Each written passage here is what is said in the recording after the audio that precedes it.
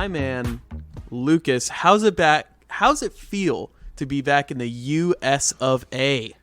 Man, well, as the listeners may or may not know, the last episode we recorded, I was out of the country. I was in a place called Long Island. Long Island. Long Island. That's off the East Coast, if I remember correctly. It's off the East Coast, the far, far United States. But so far that, someone like you in Texas just doesn't consider them part of the country. No, definitely not. Which, after being there for a week, I kind of see your point. But yeah, I was, it was a good trip, man. It was fun. Saw the grandma and some family and ate like a real son of a bitch.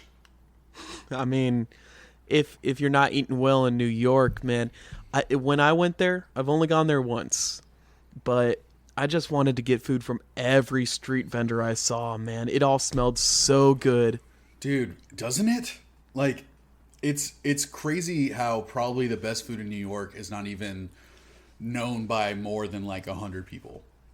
Yeah, it's like, true. It's nuts. It's seeing like Fuck That's Delicious and other like food shows go to New York and realizing that they're eating at an Indian restaurant behind a laundromat.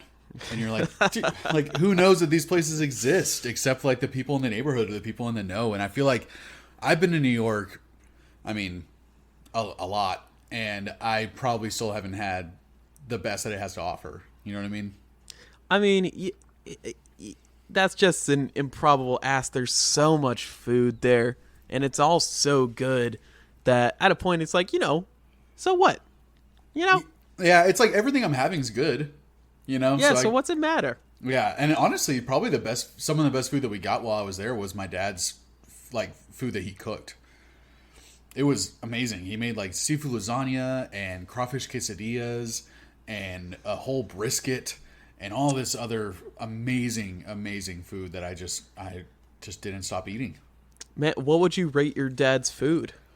Man, on a scale of 1 to 10 crackers? Yeah.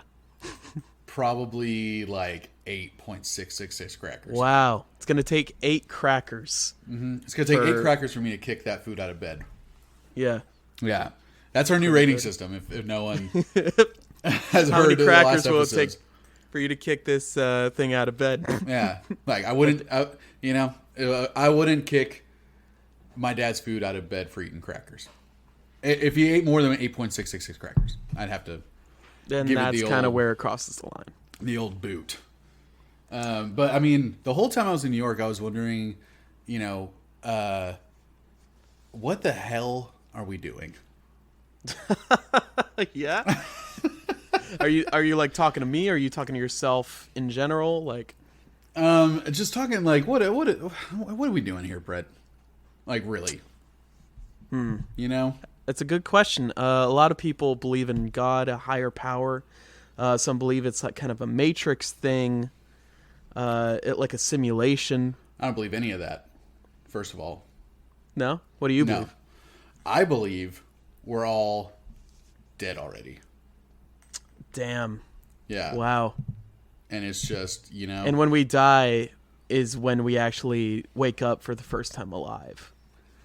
Yeah, but we're already dead, so I guess I don't know, man. Sometimes, have you ever had that thought before? Like, have you ever, I have weird anxieties at times. I've never had the thought that we're all already dead. Have you ever had the thought that you might be dead and just don't know it? Yeah, I've had that a couple times. Have you? I feel like I'm the only person. I mean, that's mainly just because I'll go to the bar and I'll try to talk to some chicks and they ignore me. I'm like, well, it can't be my looks or my personality. No, it can't be possibly that you call them chicks either. Yeah, I'd be like, hey, you broads. Yeah. You from Tennessee, because you're pretty fucking fine. Lines like that and they don't hear you? Yeah, well, it must be how alive or dead I am is the only factor I can think of. Is that they can't see me or hear me. I've honestly had the thought of like, what if I'm dead and I'm just like imagining everything that's happening right now? Like I got like what if at one point like when you almost got hit by that car or the plane almost, like felt like it was going to go Right. down. Yeah. Or like those small moments where you're like, holy shit, I'm about to drown if I don't immediately like, get a catch a breath. And it's just like, what if in those moments you did? And like the rest, all this life I've been living has been just like coma induced hallucinations. Well, then that would mean that I'm only sentient in your coma. So Right. I guess I hope you don't wake up. Well, you might. I probably knew you before I got in a coma. Who knows? Who knows, man? Maybe I've been in a coma since I was 2 years old, and I'm just a tiny little baby. I mean, I assume the only reason that we haven't gotten famous as a band is because this isn't the correct reality, right? We're in the wrong timeline. We're in the wrong timeline. Like, our Yeah. band should be touring the world and, a bunch of hit albums, legends, Yeah. all all the regular I should be stuff. a famous actor musician right now. Right. If I had Yeah, and only I gone up on stage at Branson, Missouri, and done my stand up, my life would I would be living all in a been mansion different. with Christina rather than in an apartment. Yeah, and I should be at Evo in the finals of Smash Brothers Melee. Where did you not enter one like video game tournament and you're just like, dude, not like I not making that decision is why I am who I am today. Man, I went to a buddy's birthday party where we played Smash, and it was the first time I'd heard the person use the word, like the term main. Like they mained Pikachu. Right. Which meant that they actually knew how to play this character. And in that day, I was extremely humbled. And I think in an alternate reality, I would have taken that humiliation and turned it into vigor to practice Smash more. But instead, we just played volleyball outside and ate hot dogs, and I forgot about it. So you would be a Pokemon main right now. I'd be a Luigi main if I had it my way. This is my favorite character. You're a Luigi man, huh? A Luigi man, yeah. Interesting. That explains a lot. Yeah. Yeah, I'm not going to go into it. You know what I mean. No, I get it. Yeah, you know. And I think everyone who listens gets it too. You know what I'm getting at. That explains a lot about you. I, on the other hand, am. I actually was a Pikachu stan for most of the time. Really? Mm-hmm. All right, so you were a stan for Pikachu. I was a stan for Peak, and I think that we all know what that means. It means I'm electric.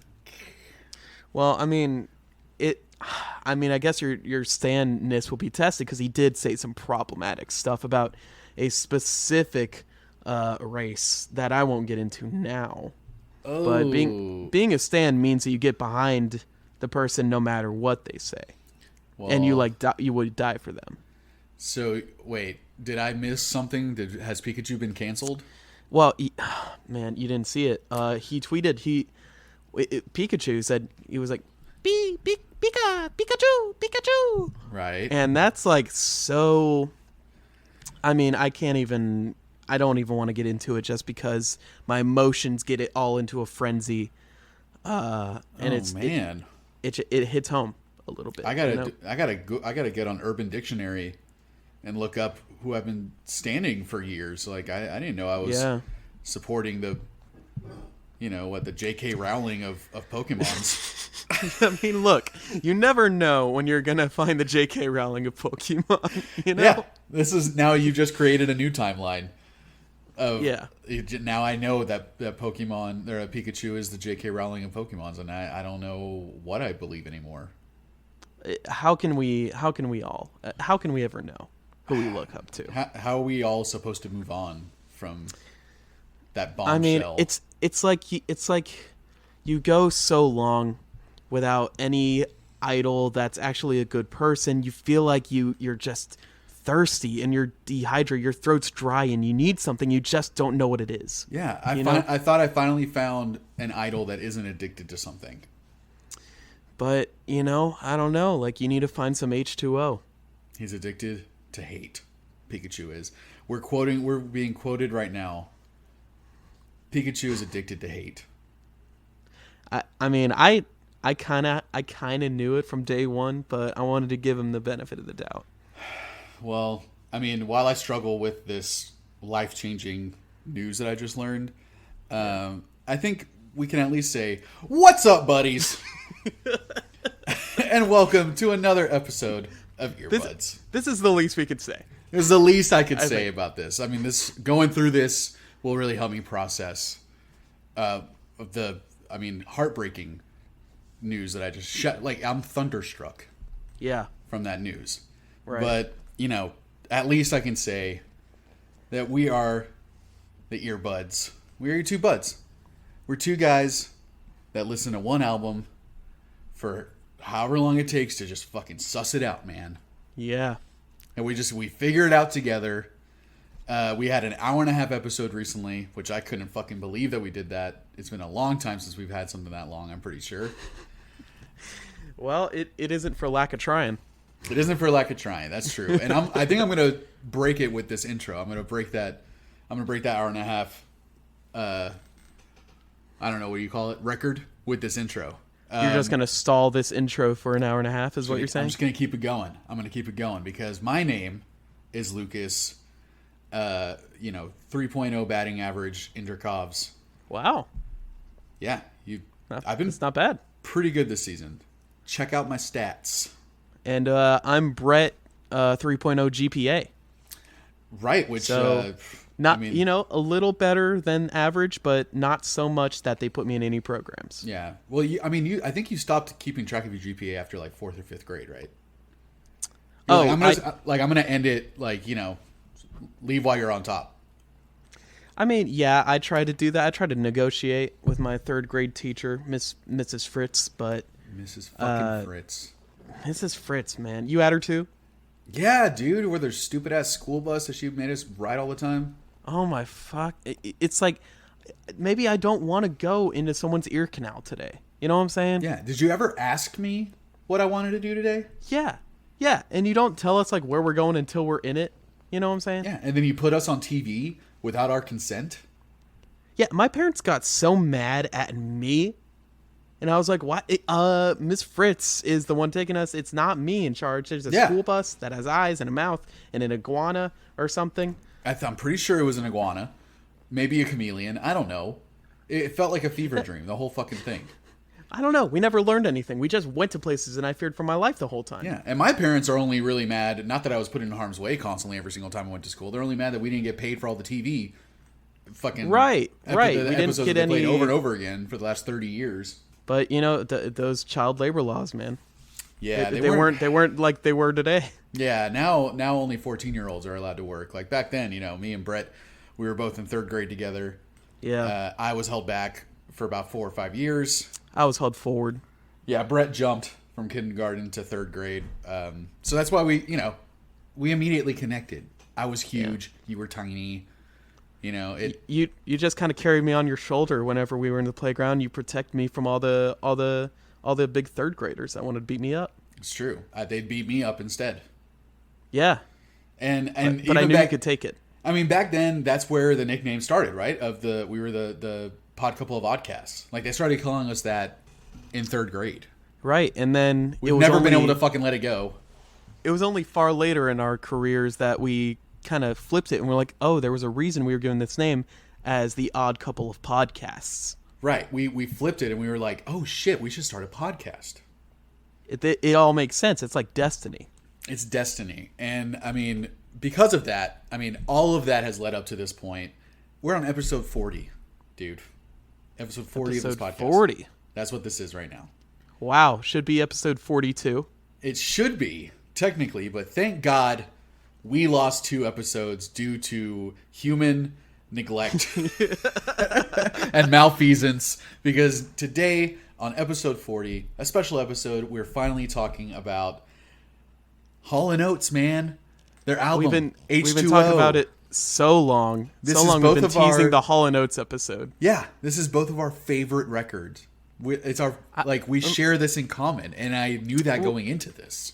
So I'm so excited to talk about how this is your favorite record that you've ever listened to since 3rd grade. Oh boy, Lucas, I gotta come clean. Yeah, dude. Yeah. Tell me.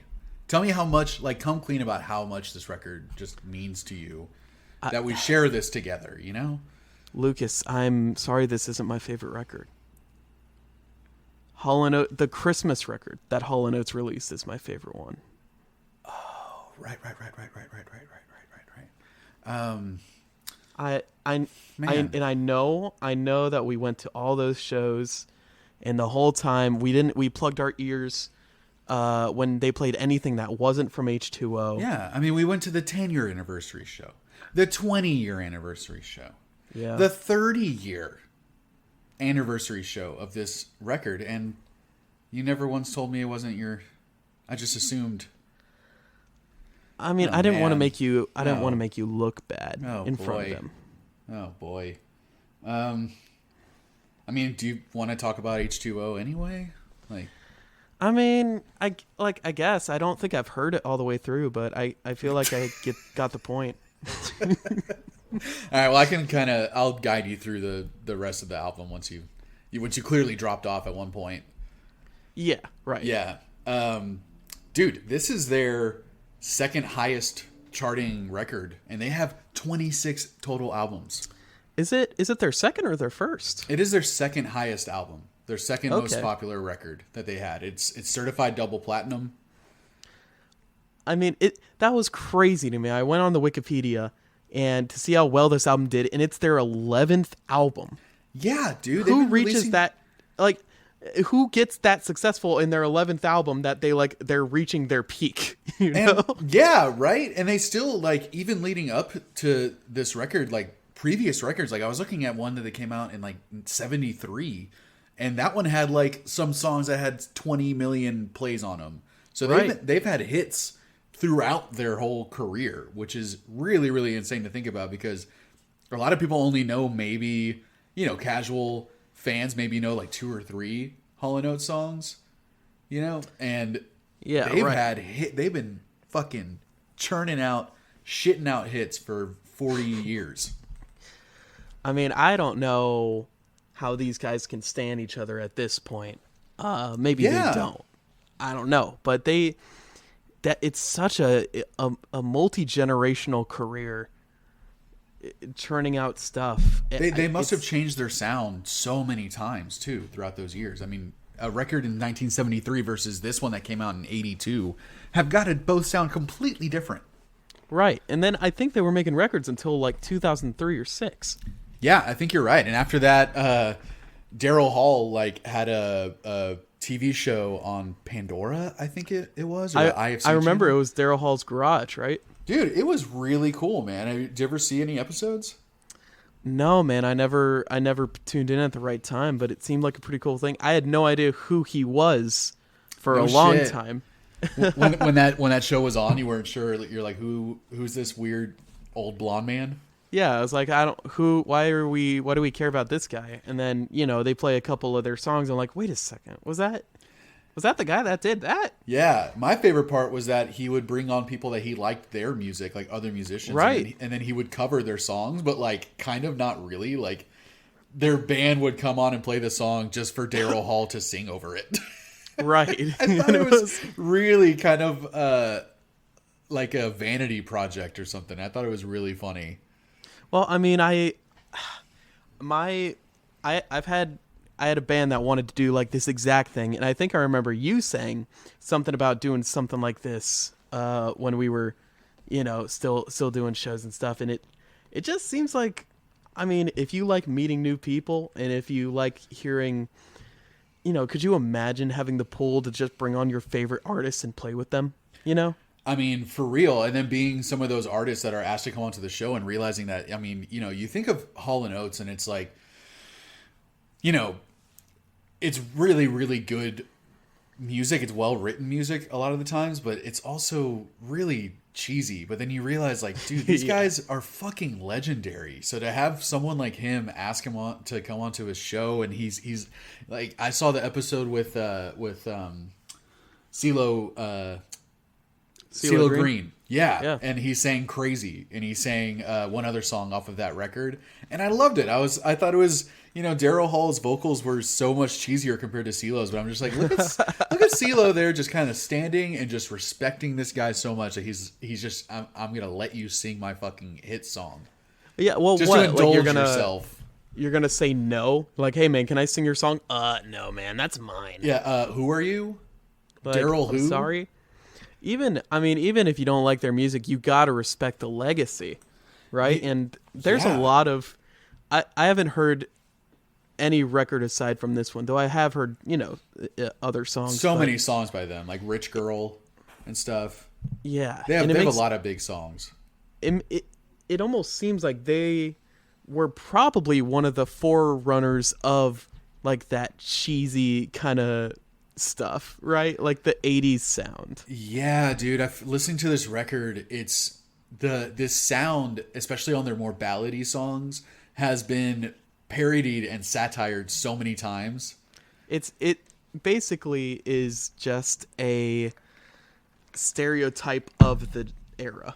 Yeah, and little did I know that stereotype was Hall and Oates. That all of those songs throughout the years that are kind of making fun of this style or parodying this sound it's just Hall and Oates. It's just H&O, baby. Like on the second song, Crime Pays, with like every instrument is some cheesy sounding like synth and like, oh my god, it's crazy, but it kind of has like a really lame like early 80s hip hop beat in the beginning too, and the bass throughout this whole album, I just love to hate it. It's so bad. Like the tones on this record are really bad. It's almost like a time capsule of the era. First, absolutely. Like it's so, again, it's like you didn't realize the influence that these guys have for the good and for the bad. Like they get satired and made fun of all the time, but I heard a lot of current modern music that I feel like could have been influenced from this record alone. Right. Yeah. Since we have this thing where we're diving back into the 80s and using some of those sounds in our modern music. This is definitely going to be one of those sounds that we're going to take from. Yeah, think of like a Mac DeMarco or a Boy Pablo type of bedroom pop stuff where they're using all this purposefully underproduced or kind of crappy sounding synthesizer. Yeah, lo-fi. That lo-fi, that's across this whole record. And they're not even trying. Like, they want to sound good. Like, they want this record to sound good. Right, yeah. And it's not like it sounds bad. It doesn't sound bad, no. But it almost sounds like I think the second song is probably the most, not egregious, but like the best example of like all of these different instruments that the ba-ba-na, and like the bass and the super cheesy, plucky, so cheesy, and a lot of the songwriting is like a bit cheesy. All the songs are like about a girl. Dude, the right? lyrics are real stupid on this whole record. Oh yeah, for sure. Crime Pays, one-on-one that just uses a bunch of like sports metaphors for like and it's wanting like, to. I want to play the game. I don't want to play a game no more. Yeah. I want to play the game with you, baby. It's like, what do you want? Oh my god! Open All Night. Oh man, dude, Italian Girls had some of my favorite. Dude, Italian Girls literally cracked me up. I ate so much pasta. I'm still not sure if that's a joke or not. They literally have a line that he says, "I ate so much pasta, so full yet so lonely." Yet so alone. Where my Italian girl? And he's saying like a bunch of Italian words, Bazziato or yeah. But I mean, I loved it. That like throughout this whole record, it is just slathered in the thickest layer of cheese that you could find. But there's something so charming about it that I love it. I mean, it's very genuine, right? Yeah, dude. Like, I mean, that's the perfect way to put it. There is no tongue-in-cheekness to this record, despite how stupid and silly most of it is. Especially the lyrics. Yeah, but I'm sure after 11 albums, he kind of run out of stuff to write. Yeah, and again, this is, I mean, Maneater is their biggest hit ever. And I mean, 11 albums in, you wrote your biggest fucking hit ever. it's crazy. It's insane. Apparently, it started off as a more reggae type song. Which I would love to hear that. I wonder if they ever like released this is what it was originally kind of going to sound like. Yeah, version. alternate version. I would love to hear that. I had no idea. And oh man, I think that would sound so cool. But that's kind of cool too about their songwriting. They're quoted saying, you know, because people ask them like, dude, I mean, you wrote so many songs together with one other person. You know, how did you guys deal with like conflicts of not thinking that the song's good or whatever? And it was cool that they said that they basically, if they both disagreed on how to play something or the vibe or anything like that, they would just play both ways and they would pick whichever one sounded better. They gave it a like chance. That would breed more animosity than anything else, though. Yeah, maybe. I mean, it sounds like they were both very honest with themselves also. Like when they heard the other guy's version and they thought it was better, it sounds like they were able to admit that, which I think is, you know, gotta be a huge reason why they don't seem like they hate each other. I was looking all over the place to see if they hate each other. Are they still friends? Any controversy with these guys, and there's nothing. It seems like they had a great working relationship. You just can't go this long without at least liking the other person, right? And they must have had a respect for each other at least. Yeah, I mean, you gotta like knowing that they're the main songwriters. They had a lot of different, like they had a lot of people kind of contributing to this record, but as the main two songwriters, I mean, they obviously work really fucking well together, and Daryl has a great voice. Yeah, it's true. Great vocals. And the two songs that John sings on, I honestly, like, those were some of my favorites on the record. So I know Italian Girls was one of those. He only does two. What was the other one? He does Italian Girls and At Tension. That makes sense. Right? And he has a very different voice to Daryl Hall, and it's not as good, you know, we'll be honest. Well, it's not as quote-unquote good, like technically good. But they're both great. Like, they're both great at what they do. And it just, I mean, the way that they met is such a crazy story. How did they meet? So, they met in Philadelphia in 1967. Okay? So, like, this fucking goes back, dude. And when they met, they were going to perform for like a battle of the bands, basically. And so when they met, they each all were already in their own groups, like they were leading their own bands. Yeah. So they were there for a battle of the bands, essentially, and fucking gunfire started happening between two rival gangs at the battle of the bands in 1967. So when they were trying to escape, they both ran to the same elevator, and once they were like, they kind of started talking, you know, and they realized that they were both interested in the same music and that they were both attending the same university in Philadelphia. So they just started hanging out after that. Jeez. And then they became roommates. What an origin story. Yeah, they became roommates. They got a bunch of apartments together, like moved from apartment to apartment. And at one of the apartments, it was written on their mailbox, Hall and Oates. And they thought, wow, that's a great nickname for a band if we ever start one. And it took them another 2 years after that to start writing music together. And then literally 3 years after they started playing music, they're signed to Atlantic Records and they released their debut record. Wow. Yeah. All right. Yeah, it works out.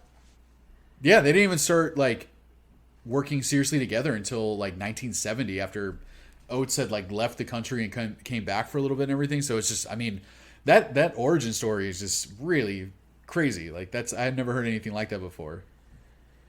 Dang, it's a meet cute. Like, does anyone know if they were lovers? That's what I mean. That's a meet cute, man. Like, it's a weird, twisted meet cute where you guys met because you ran away from gunfire. Yeah. Because of gangs. You know? I mean, that's basically how me and you met.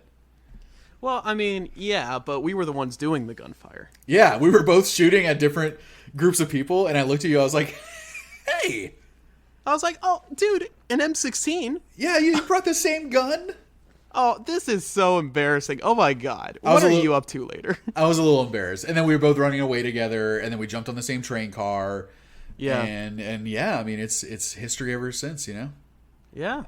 The rest is history. We got in a car together and we flew off a cliff. Yeah, holding hands. Yeah. And then we went to third grade. We just went back to class the next day. We went back to class the next day. Yeah. Yeah. We just never talked before, but, you know. No, we happened to be at this big event, and, you know, there's a couple people there I didn't like, a couple people there you didn't like. You know, we don't have to get into it. Yeah. But I'm pretty sure they stepped on my shoes. That's why I was upset. And when was that, like 63 or something? 67? That was, you know what? I think it was 1967. I think it was in Wait, what was Philadelphia. happening that night? It was some stupid fucking Battle of the Bands or some shit that, you know, like, I don't remember. I just remember there was really loud music playing and someone stepped on my shoes. Yeah. You know, I think I remember some blonde guy and I think he was black. I don't know. They were both playing in different bands. I'm not sure. Is John Oates black? I don't even know. I'm not even gonna throw in. Can we examine the race, please? Yeah, we need to know the race ratio on each of these guys. Yeah, I gotta know how white is Daryl Oates and how something is John Oates or Daryl Hall. You know, see, I'm getting them mixed up. You're pairing them up now. Which one's You're like blonde? shipping them. I don't know. I mean, the way that they met, they need to be shipped. They got to be shipped. Yeah. Dude, another band that I heard on this record, I can't remember exactly which song specifically, but LCD Sound System. It was Crime Pays. As cheesy as that is, LCD Sound System was like all over that song for me. Really? Yeah, it was weird, man. And I know that these are probably just because they're using similar synth sounds or even like you know, like just rhythms in general. Like a lot of the songs, if they're not ballads, they just have that really simple kind of power poppy drums going, just really tack tack tack tack tack tack. You know, just really simple stuff. But like, dude, I heard Morphine on this record with some of the sax stuff. I mean, yeah, and I mean that smoothness. These dudes are some smooth operators, man. They really are. There's some smooth motherfuckers. Like Delayed Reaction sounded like a Virgins record to me, and I love the Virgins. Virgins like brought back that really kind of a mix of like a Tom Petty type like 80s rock and roll with more power pop stuff mixed in. And man, Delayed Reaction, like that was all the vibes was on that. But I mean, you know, I really did get the opposite of a tone bone on this record. I mean, it was made in 82. Yeah. I don't think, as big as they were, I don't think they were getting, like, the VIP treatment. I could be wrong. Right. I mean, there are records that came out around this time, like The Wall, that sound incredible compared to this. Right. But I don't think, you know, the production was such a high priority for these guys. They were just trying to write some smooth songs, some catchy licks, some sexy choruses. Which those are all over this record, man. I mean, Hall and Oates, they produced it, so they got it to sound exactly how they wanted to. They produced it. Yeah. Wow. Okay. Well, you could have got a professional for that, maybe, but that's what I mean. Fine. Like you hear it and you're like, okay, the production's not great on this record, and it might be because the two of them did it. I mean, it's just, yeah, I don't know, man. It's the album starts with such a strong song that I feel like does have a very good kind of production to it. And then it does. It's some of the best on the record, for sure. And then the next song is so completely different production-wise. I think it just confuses me for the rest of the record. Like, I don't know if the rest, you know, they just took more time on that first song because they saw something special in it. Someone heard something in that, maybe. Yeah. I mean, yeah, Maneater is probably one of the better produced songs, but I gotta say, honestly, I think Delayed Reaction and At Tension are probably the two best produced on the record. At Tension. I think At Tension has really like almost Pink Floyd-ish level songwriting and production. I mean, yeah, it does kind of have that atmospheric guitar stuff. I don't really know what instruments they play at all. Yeah, I mean, Daryl Hall does obviously lead vocals, but he does keyboards, synths, and guitar. And then you have John Oates that does most of the back vocals, and then he does guitar, electric piano, the Roland, and the Linn, which are both synthesizers also. So they both basically do the same thing. Right, and it definitely, there's not too much guitar on this record that like takes much forefront. Right. There's not a lot of guitar that stands out, right? But I don't think that's such a hindrance.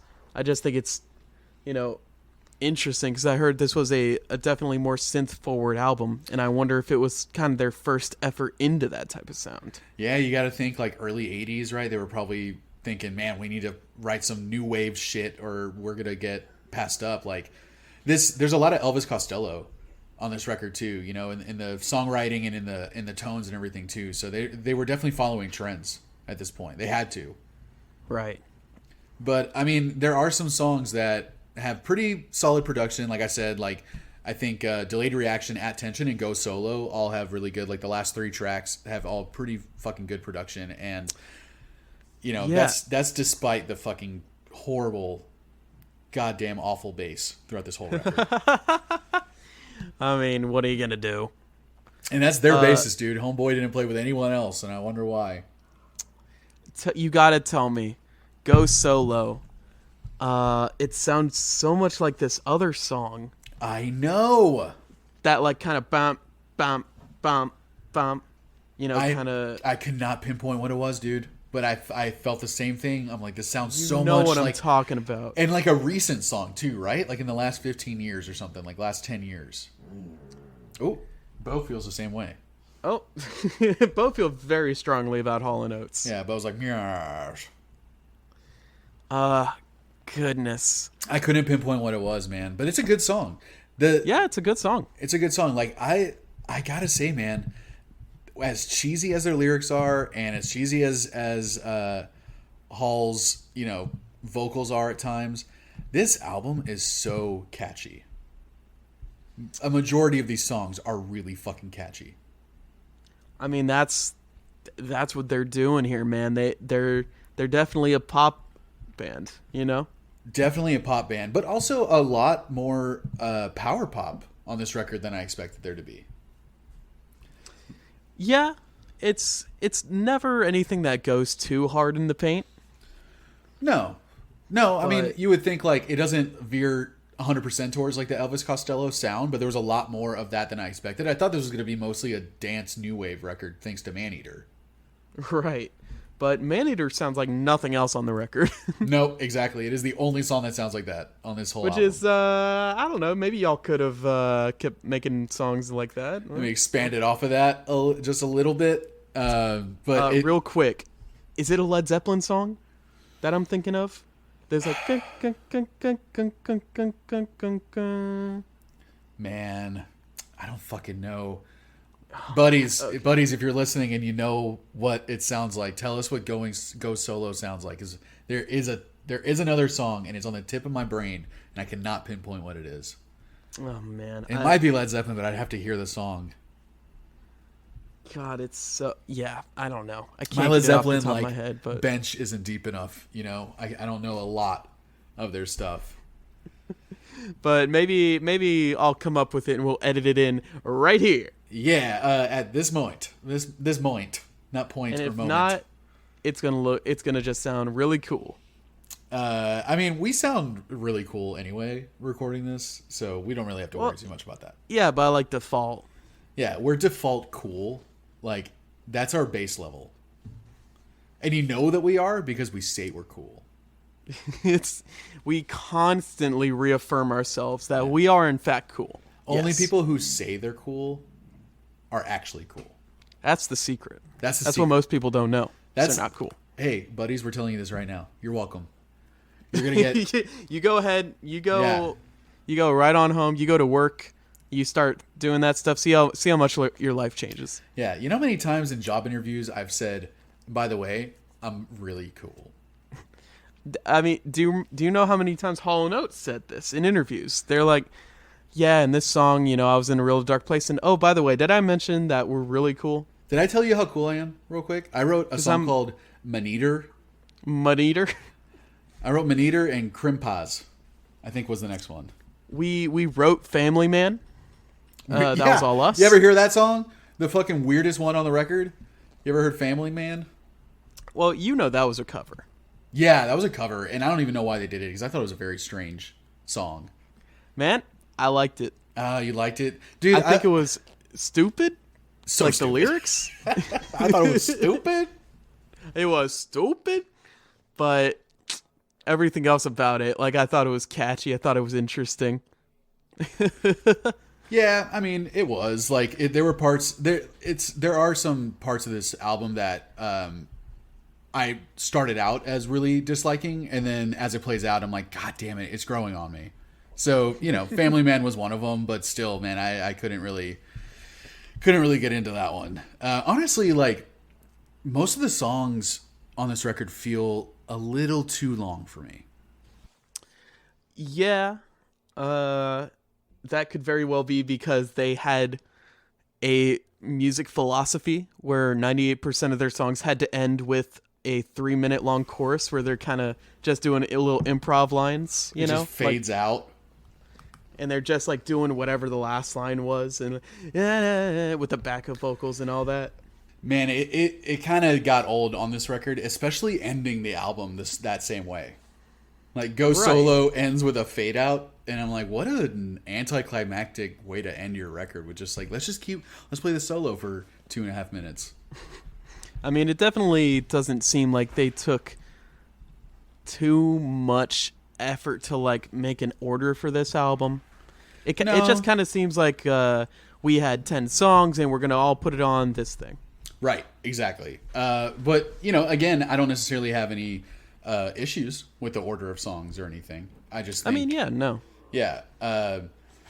man. Well, shit. Before we get into our favorite songs, like I just want to call out too that most of the guys on this record that played with them are pretty legit session players. They had a pretty good band on this record. They have guys that played with like Peter Gabriel and Foreigner. They had they had the guy who oh man, what's the guitarist? What's his name? G.E. Smith, that was like the guitarist for Saturday Night Live for like 30 years.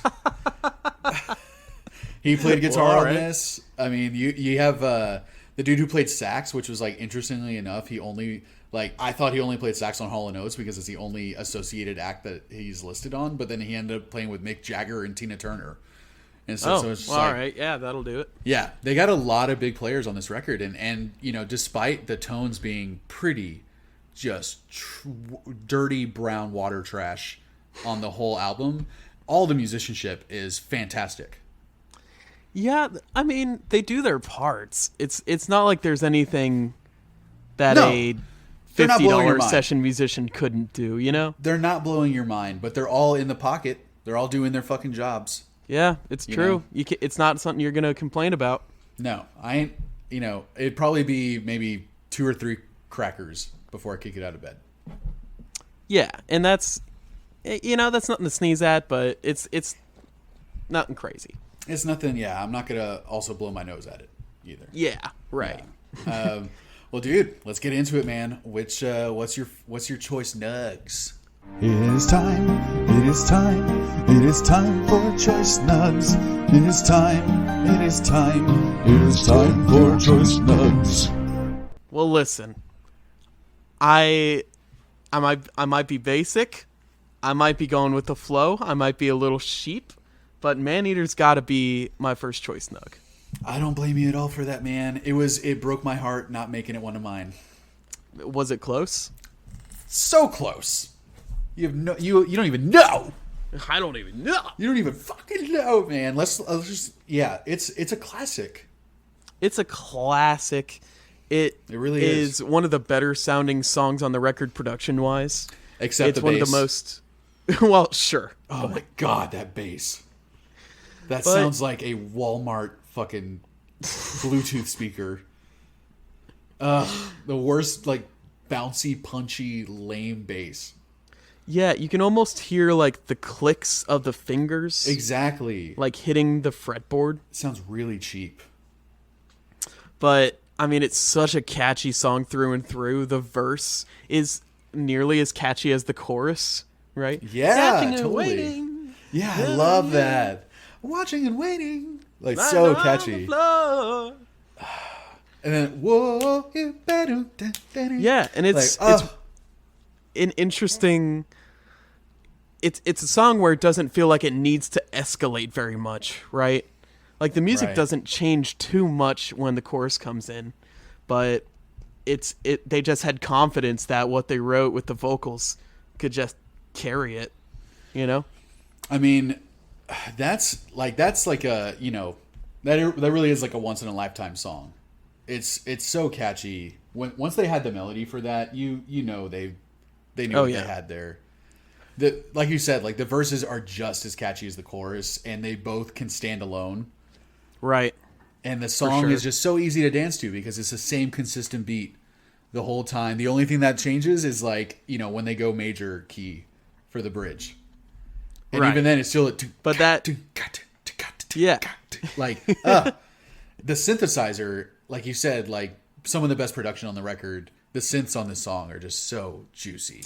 I love how God, I don't know the best word for it, but I love how the guitar ching, ching, it's just nice, clean, it's sharp, it's I don't know. It's not something you hear on any other song on the record.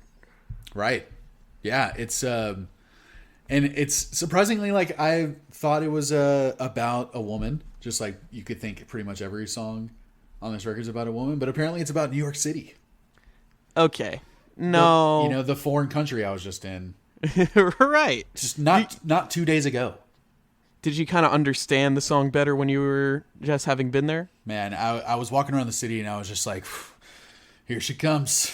Here she comes. She's Gonna chew me up. And I looked at Christina and I poked her with my elbow and I go, she's a man eater. Man, This city? This city? This one right here? She spits, she just feeds and breeds. You can say the song is about whatever you want, but the lyrics, it's just about a girl. That's my little hot take on it. It is a great way to, it's a great analogy or metaphor or whatever. It's an easy one. But if you didn't hear him say that, would you have ever thought it? No, not at all. I mean, there's so many songs though that are about drugs and stuff that I don't realize that are about drugs because they talk about it like as a woman. Right. So why can't New York City be a woman, Brett? Why you gotta assume New York City's gender? Okay. All right. Real cool, dude. You call yourself progressive. Can we talk about that little sax break? Can we talk about how saxophone is probably my favorite instrument now? Like every time you can see the progression throughout this podcast. Yeah. Like it really is my favorite. There's something that it does to my brain. It's my favorite instrument. It's just, it has a nice range. It never sounds shrill or anything, but it like gets in that register and it just makes you feel all sexy or cool or dude. intense, because they do a lot of stuff on the Mars Volta with sax. That's crazy. Really crazy. It's versatile. Yeah, I mean, I've hearing sax on like Dub Side of the Moon also I think was huge for me because they put a wah pedal on a saxophone. I never heard that before. Yeah, so for sure. Man, it's really like, it's versatile, but man, I just love it. Yeah, and on this record or on this album, the song, what are we talking about? It's so good. Maneater. Yeah, it's or whatever. Or whatever. What are we talking about? I'm pretty sure we're talking about Led Zeppelin. Is that? Yeah, their song Maneater. Maneater, yeah. Maneater. Dire Maneater. That sounds like a fucking Rammstein song. I was listening to them for the first time the other day in a long time, dude. Did you ever like them? Did you ever get into them? Who? Rammstein. I only ever heard Du Hast. You're not a Rammstein stan? No, I'm not a Ram stan. I'm not a Stanstein. You Stan Stein? That's a shame. I guess maybe someday. Yeah, I guess we should just get back to our fucking choice nugs because you can't go into a 10-minute rant about Rammstein with me. Yeah, sorry, bud. Yeah. Well, then I'll go with my first choice snug, which it fucking bounced around, dude. It bounced around a lot. Yeah. Yeah, and You never had like one solid like I know this is gonna be the one. I did the first maybe 2 times I listened to the record, and by the last listen through, it changed completely. Like I got a way deeper appreciation for the later tracks on the record. And one of them, it was hard, man. It was hard for me to pick because I really liked the last 4 songs a lot, and the first one's got to be Delayed Reaction. Yep, you were talking about that one a lot. It was the most power poppy of the songs on the whole record, and it's so catchy. And I love the guitar, everything about it, man. I love this song. Yeah, it sounds good. I like the backups. Delay reaction. Yeah, and just when it finally like bursts open and you have that group vocals, delayed reaction, no. Like, yeah, so right. catchy. And I just want to be like in a leather jacket, just dancing, doing that white guy dance from the 80s. Right. Yeah, I want to do that to this whole song. And it's funny because I used to hate how, like, the beginning rhythm in the intro. Really? I didn't like the weird count that it had. I just didn't, it was messing with my ear at first.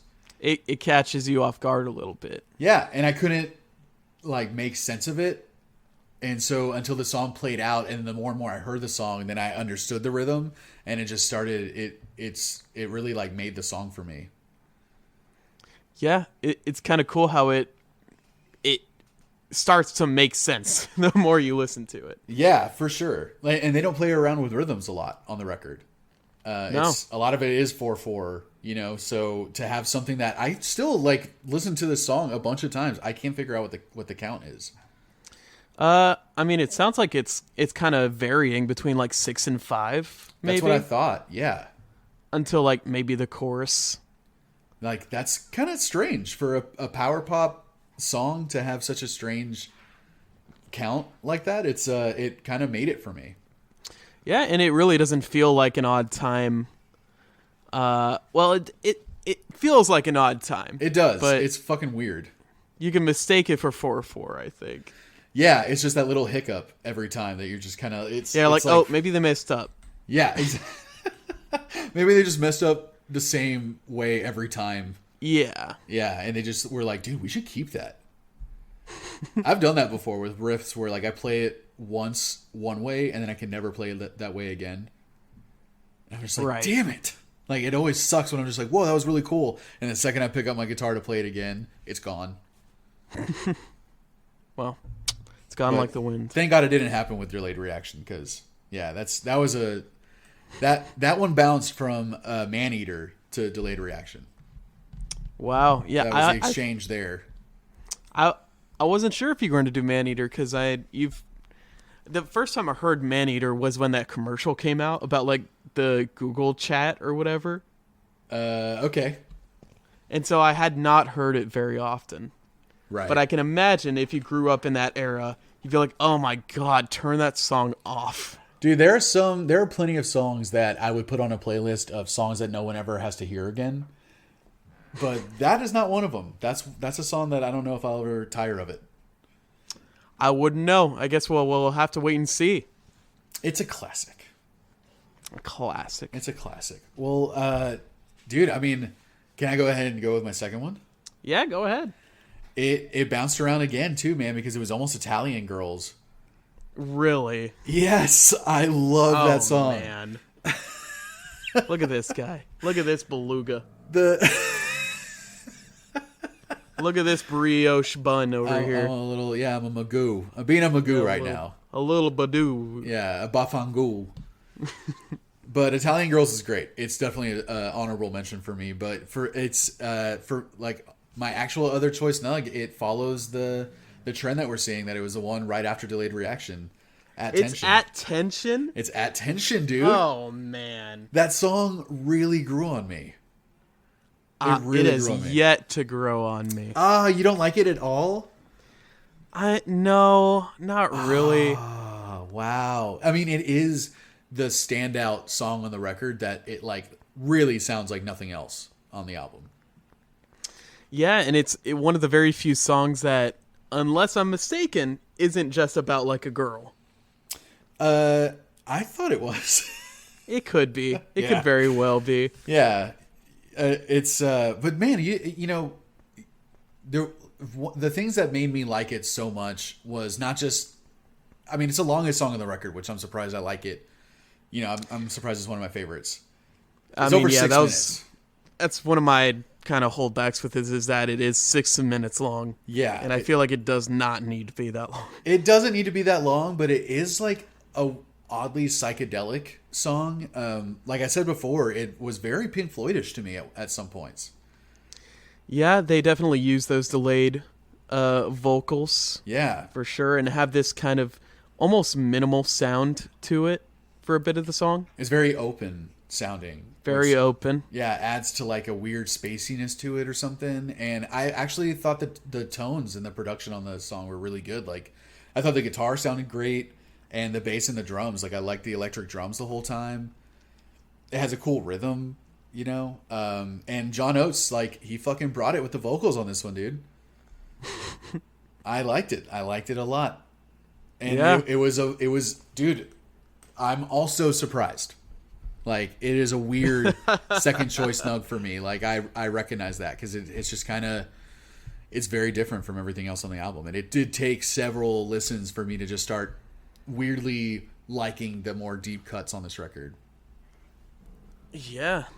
I mean, Yeah. you can definitely tell they do put time and effort into each of these songs, right? Yeah, none of these seem like just thrown together at all.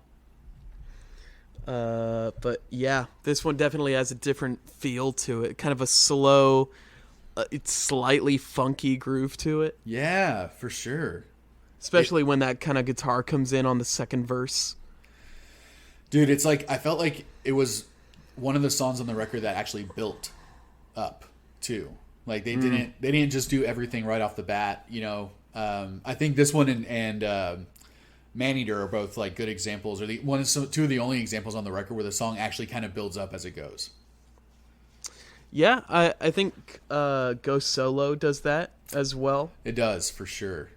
And that might be about it. That might be about it. Yeah, every other song is pretty like steady throughout the whole thing, for better or for worse, you know. And what was your? Wait, what me? I mean, what do you? Who, me? How do you? What, me? What was your thing? What was your second thing? You got to be more specific. I couldn't possibly know what you're talking about. Given I the don't context. know. What are they calling it? They're talking about it on TikTok. Some like a choice mug, a choice tug. I think a choice mug is Yeah. going to be our first line of merch. A choice mug. That's a great idea. And it will sell two to me and you. Yeah, to both of us. Yeah, to the hosts. And I'll have to buy some for my friends because Yeah. I'm very proud of them. But we'll at least get to expense our own mugs. And, you know, Yeah. we'll get tax breaks. At least. But Yeah, I mean, at least that'll help. yeah, we'll say, and on my choice mug, I'm going to say, what's your second choice mug, dude? Man, That's what my mug's going to say. you're not going to like this. Oh, boy. It was between Ghost Solo, which I initially was kind of hoping would be about Hall and Oates. And, you know, it might be. They could be like, oh, it's about us, but it's about a girl. You know, whatever. Yeah, why don't you just fucking go solo then? Just go solo. But I'm telling you, it's Family Man. Oh, what? Yep. Dude, that is gotta be some of the weirder or weirdest songwriting and riffage on the whole album. Well, I don't know. I haven't heard the original song, but maybe that's why I like it, is because it is a little bit different. I really like the vocals on it. You know? Yeah. They have these weird effects on the guitar. Like, the guitar's weirdly crunchy, but the synth is very kind of ploppy. I don't know if that's a good term. Yeah, dude, I think it's like, you know, some of the worst production on the record for me. Oh, man, I love it. Dude, that guitar tone, when it finally, like, that lead part that comes in, that's just really screechy. I love it. You don't like that at all? It like made my brain melt in a bad way.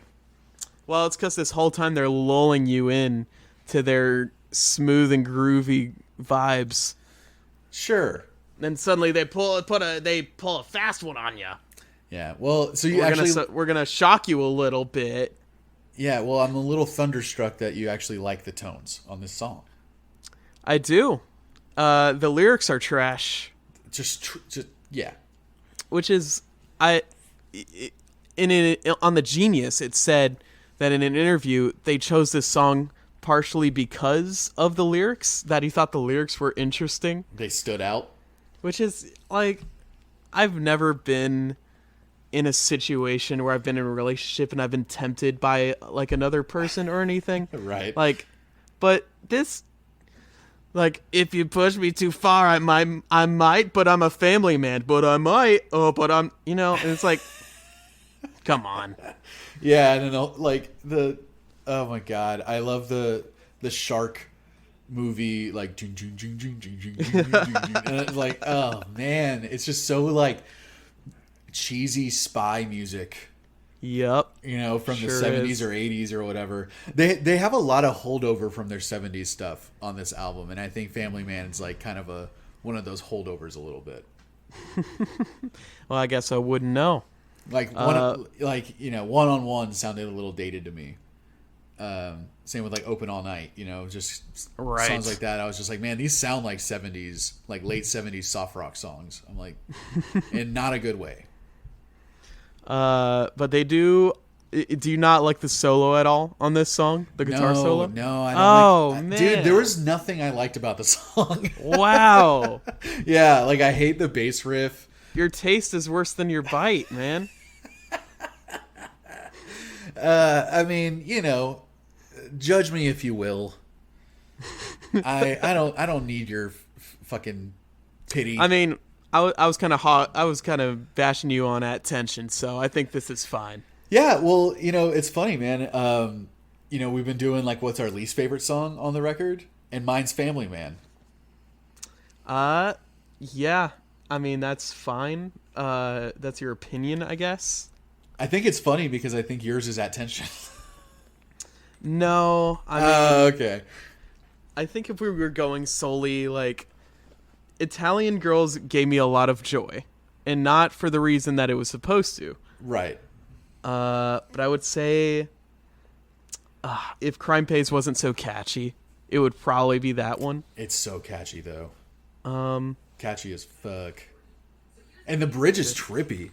Like really trippy on Crime Pays. Right. Yeah. Yeah. Jeez. Can you pick a least favorite? Did you like it that much? Definitely not. If I really tried. I'm just going to say Open All Night. Okay. Just because it was kind of a flyby for me. Nothing really stood out. I don't think any song on here is bad. But I'm sure you could find a song like this on any other record in this era. Yeah, for sure. Yeah, I mean, there were some songs that like didn't either they were really original when they came out or they really weren't. I don't know. we weren't there. Yeah, I'm not enough of a historian to know like how groundbreaking some of these like sounds that they were going for were, because to me they're really played out. Right. But man, yeah, Family Man is my least favorite. But overall, I kind of really like this record.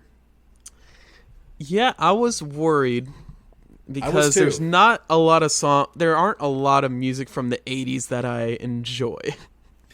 Really? I like a lot of 80s music. Well, maybe I'm just stereotyping it in my mind as like, because the first thing I think of is like Def Leppard.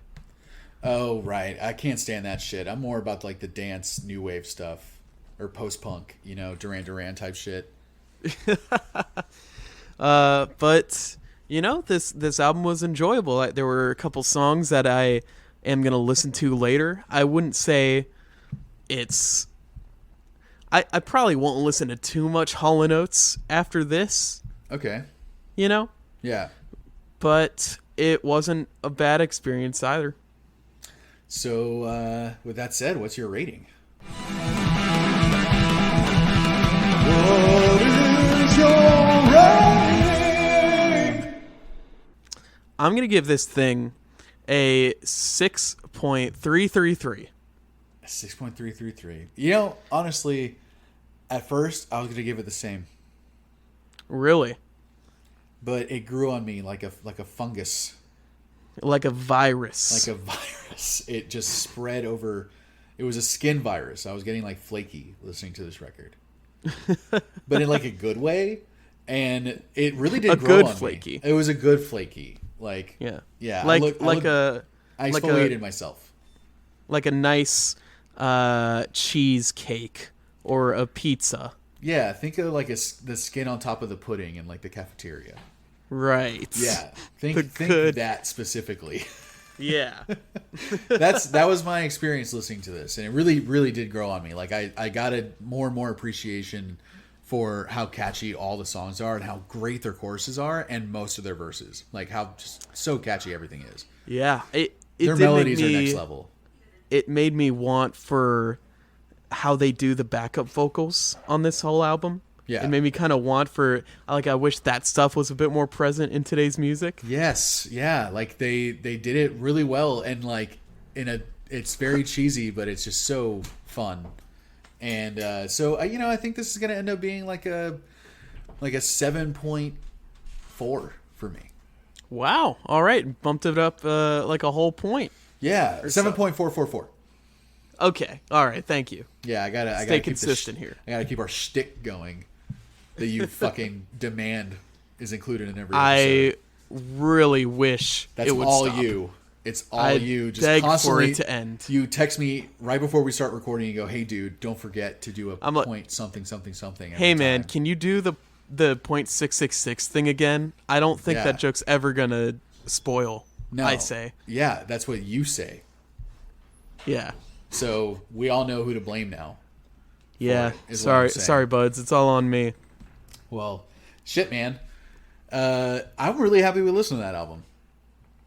Yeah, it was a nice. We don't listen to too many albums before the 90s.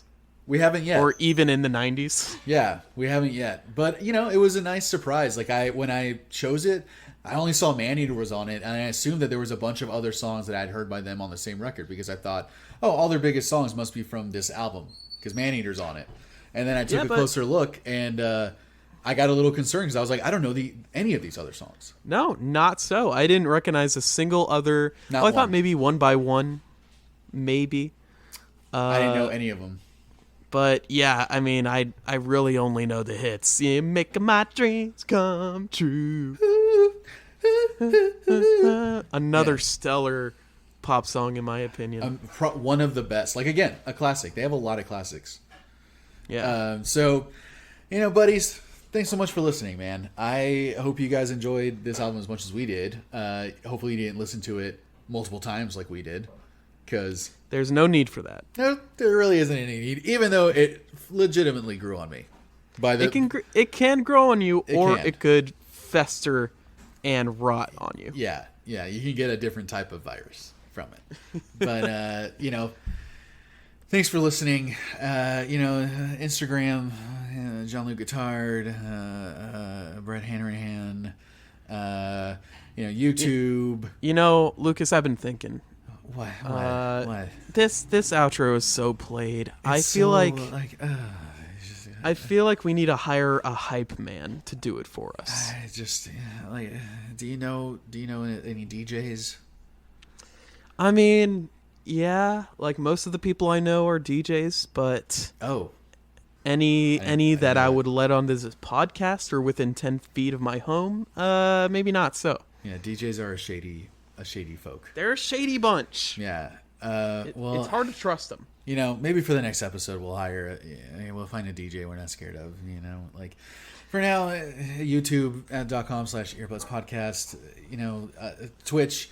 Every now and then we go live on Fridays to talk about an album that comes out that day. There just haven't been any records that we've been that fucking interested in, to be honest. So we haven't done it.